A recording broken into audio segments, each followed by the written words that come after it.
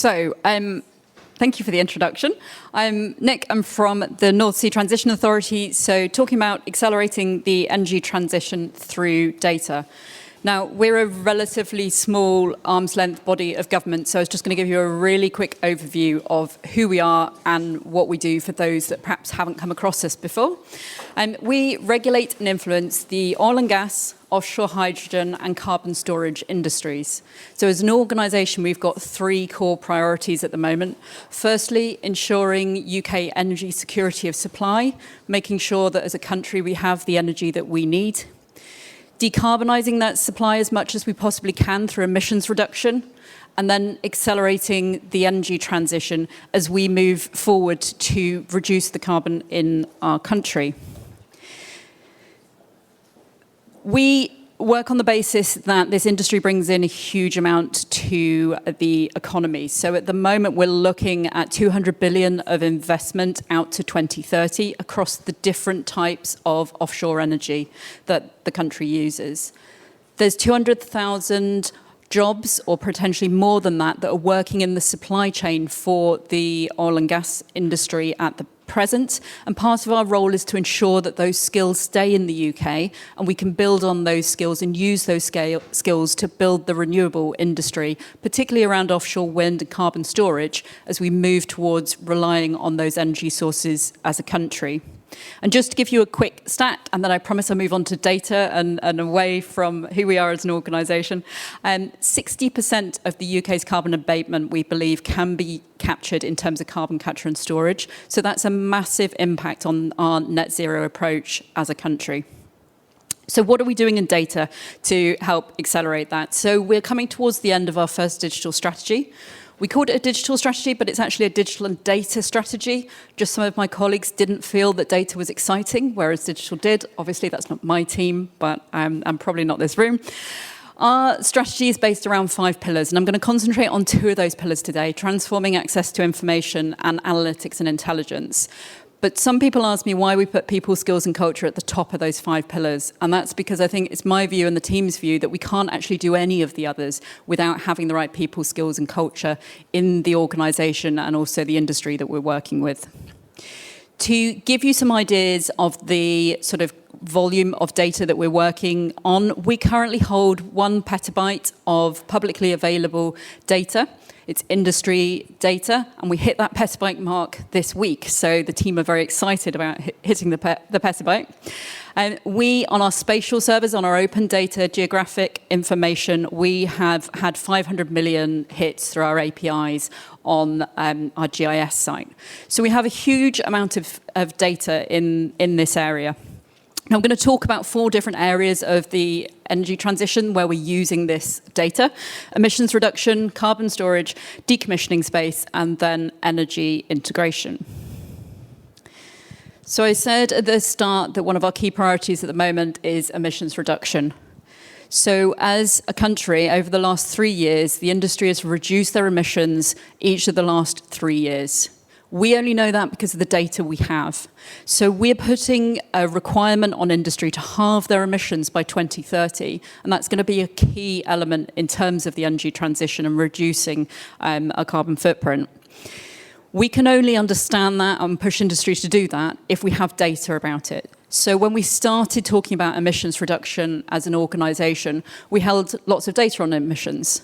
What we didn't hold was consistent data that was all in one format using the same metrics. So different parts of the organisation have collected data in from the industry, all correct, all accurate, but being held in lots of different metrics, which made it really, really difficult to come up with any kind of benchmarking or any kind of monitoring system in terms of our colleagues putting this requirement on industry.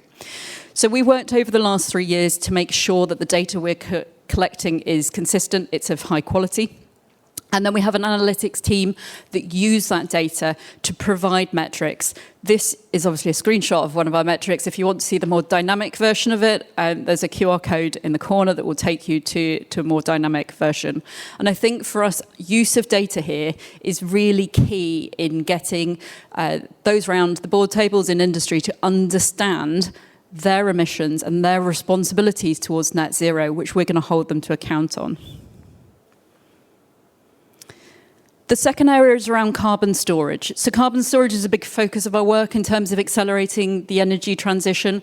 It's essential to be able to achieve that transition. So there's currently no credible path to net zero by 2050 without carbon storage in the UK. There's a huge capacity potential in the UK. Now, we've said 78 gigatons there. Now, that number will probably change as we get to understand the subsurface and we start to roll out this industry across the UK. The important bit for me, though, is we're doing that through data. So I talked about that petabyte of data that we have. We've collected that from the oil and gas sector since the 1960s. That data is now starting to be used to understand the subsurface for carbon storage. So taking that legacy data from one part of the sector and actually using that to understand the potential for carbon storage as we go forward. How we can tell that this data is being used is the day that our colleagues announced the licensing round for the first UK carbon storage round, our data downloads increased by 20-fold in 1 week. So we are seeing that people are consuming that data. That data is publicly available. Anybody can log on to our systems and actually access that data. We also then use our GIS system. You can see a lovely map there. Everyone likes a good map, which is entirely open data. So you can go on to those systems, you can see the potential carbon storage licenses, and you can see how they interact with other elements.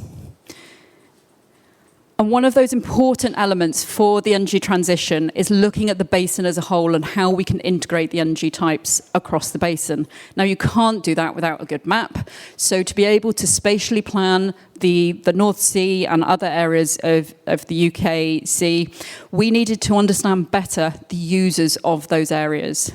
So our team worked with colleagues at the Crown Estates and Crown Estates Scotland, who are responsible for the UK's offshore wind strategy and licensing, and actually worked together to come up with a GIS app which you can look at, which integrates all of those elements into one place. What this means is if you're working in the energy planning space, you can look at these maps and you can see the potential for carbon storage. You can see whether existing oil and gas and existing carbon storage licenses, and it enables you to work together without the data being duplicated across platforms. So this is all interoperable data. And we've found that just by having this map has started the conversations around how we can, as the UK, get a better understanding of how our energy could work. The final main area I wanted to talk about was decommissioning. So we have a responsibility to ensure that the UK decommissions its infrastructure responsibly. Now, an element of that is whether the infrastructure that is there could be repurposed and reused, whether that's for carbon storage or other elements of the energy transition. There's potential for £21 billion of costs in this area.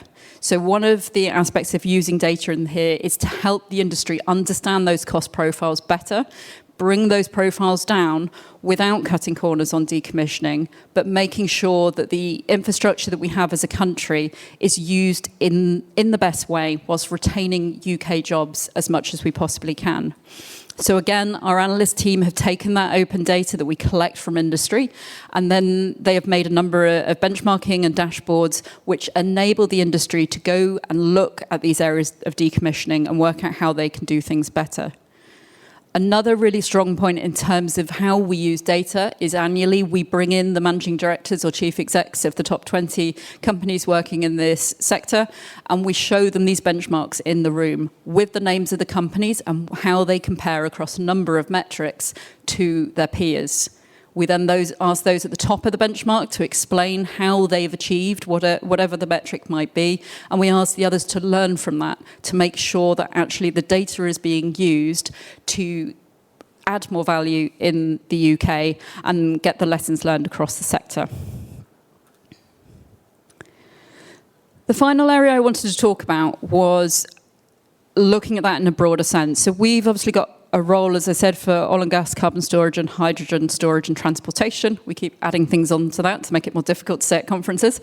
But we don't have a direct role in offshore wind. We have a role in ensuring we retain the UK jobs and we work towards offshore wind in the energy transition. But there are different organisations that are responsible for different aspects. You'll see a huge ton of logos on here. That's intentional. It's just to give an indication of the number of organisations that are playing in this space. So we had a huge open data agenda and public accessibility agenda on our data, as do some of these other organisations. I will say we're really good at it, and these other organisations will say they're really good at it as well. What we weren't good at doing collectively was talking to each other or working together.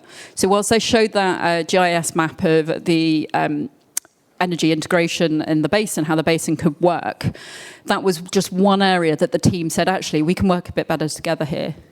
So a couple of years ago, we took that theory and we said, okay, so we've got these little pockets where the industry is working together. Let's do that in a more cohesive and coordinated way. So I chaired this task force that's mentioned on the slide to basically bring those organisations together and come up with a cohesive digital and data strategy for the industry. Now, that's the industry as opposed to these government organisations that are shown on the slide. We had industry representation through Renewable UK, OpenUK, the Net Zero Technology Centre. We published the strategy about 18 months ago, and we're now working through it. Some might say not as fast as we would like to do, but the main thing for me is that we're in one room, we're talking about these really important topics. So 3 areas of work streams that we've got running. Firstly, one around data principles. There's no point trying to make data interoperable if the data can't work together because you're all working in different volume metrics or under different standards. Our second task group is to look at a common data toolkit. So we've got lots of digital portals in this space, so many that we can't list them all. And we've found a few more since we were doing it as well. What we want to make sure is that those digital portals can talk to each other. The data is interoperable across the platforms without duplicating the data in lots of different pockets or silos. So that project is looking at, firstly, are the platforms that we have across the UK the ones we need? Do they work together? Well, the data pipelines and infrastructure that we need to get the data from A to B. The third area of driving cross-sector digitalisation is looking at perhaps some of the softer things, but equally as important. So the digital and data skills across the sector, are they consistent? Do we have the right skills coming up through the workforce that can actually use and understand the data?